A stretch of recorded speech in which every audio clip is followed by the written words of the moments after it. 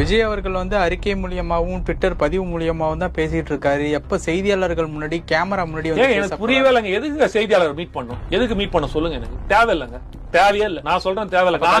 என்ன கடிதம் என்ன பண்ணீங்க? நீங்க என்ன பண்ணீங்க சொல்லுங்க. கேட்க வேண்டிய கேள்வியை கேட்க மாட்டேங்கிறீங்க. சும்மா இந்தாலே போய் நோட்டின்னு இருக்கீங்க எல்லாரும். அவர் வந்து பேசிட்டா தீர்த்துருப்பீங்க. சரிங்க, நாளைக்கு பிரஸ் மீட் கொடுக்குறாருங்க. இந்த பிரச்சனை தீர்த்து கொடுப்பீங்களா? உங்களால முடியுமா? உங்களால முடியுமா? முடியாதுல்ல. அப்ப பிரச்சனை தீர்க்கறதுல யார் இருக்காங்க? கவர்னர் இருக்காருல்ல. அப்ப கவர்னர் தான் பார்க்க போவாரு. அவரு உங்களால தீர்க்க முடியும், உங்ககிட்ட வருவாரு. உங்களால முடியாது. நீங்க வெறும் கேட்டு கொண்டு போய் எப்படி அவர் இன்ஃபர்மேஷன் போகும்? இதையே கேள்வியா வைக்காதீங்க. பிரச்சனை என்னன்னு பாருங்க. எங்களுக்கு இப்படிதாங்க பிடிச்சிருக்கு. என்ன பிரதர் நீங்க பேசிட்டு இருக்கீங்க? திருப்பி அதையே பேசாதீங்க. ஒருத்தர் ஒரு மாற்றத்தை கொண்டு வராரு, ஒரு தெளிவை கொண்டு வர தயவுசெய்து ஆதரிங்க. சும்மா அதுக்குள்ள ஏதோ ஒரு பிரச்சனை, அதுக்குள்ள இருக்க ஒரு சின்ன இது ஏன் பண்ணல குத்தம் சொல்லிட்டே இருக்காதீங்க. கவர்னரால தீர்க்க முடியும், நம்பராரு கொண்டு போய் கொடுத்துருக்காரு.